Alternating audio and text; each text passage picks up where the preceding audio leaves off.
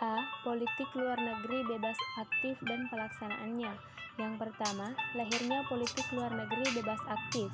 Setelah proklamasi kemerdekaan pada tanggal 17 Agustus 1945, Indonesia belum memiliki rumusan yang jelas mengenai bentuk politik luar negerinya.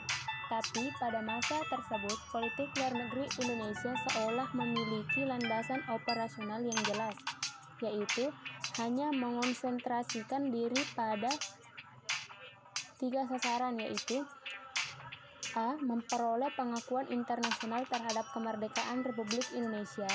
B. Mempertahankan kemerdekaan Republik Indonesia dari segala usaha Belanda untuk kembali ke Indonesia.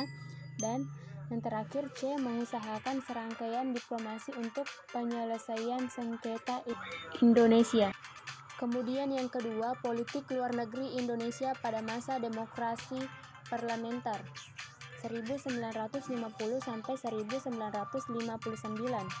Prioritas utama politik luar negeri dan diplomasi Indonesia pasca kemerdekaan hingga tahun 1950-an lebih dituju untuk menentang segala macam bentuk perjanjian di atas dunia, termasuk juga untuk memperoleh pengakuan internasional atas proses dekolonisasi yang belum selesai di Indonesia dan menciptakan perdamaian dan ketertiban dunia melalui politik bebas aktifnya.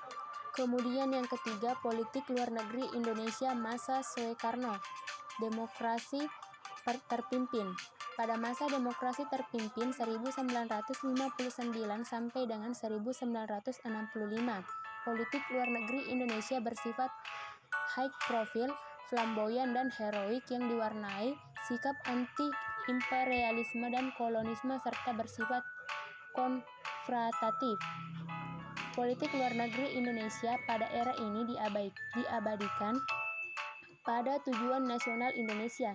Pada saat itu, kepentingan nasional Indonesia adalah pengakuan kedaulatan politik dan pembentukan identitas bangsa.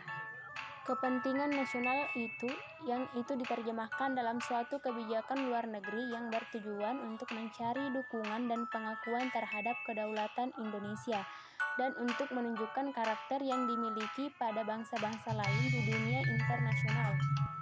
Yang keempat, politik luar negeri Indonesia pada masa Orde Baru. Pada masa awal Orde Baru terjadi perubahan pada era hubungan luar negeri Indonesia dalam segala bidang. Pada masa pemerintahan Soeharto, Indonesia telah memfokus pada pembangunan sektor ekonomi, pembangunan ekonomi yang tidak dapat dilaksanakan secara baik tanpa adanya politik keamanan dalam negara maupun di tingkat regional. Yang kelima, politik luar negeri Indonesia era reformasi.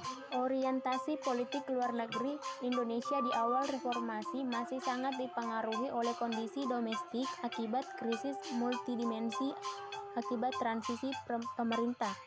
Politik luar negeri Indonesia saat itu lebih banyak dipengaruhi oleh perkembangan politik domestik daripada politik internasional. Pada masa awal reformasi dimulai pemerintahan Presiden B.J. Habibie. Pemerintahan Habibie disibukkan dengan usaha memperbaiki citra Indonesia di kaca internasional yang sempat terputus sebagai dampak krisis ekonomi, era Orde Baru dan perusahaan pasca jajak pendapat di Timur Tengah.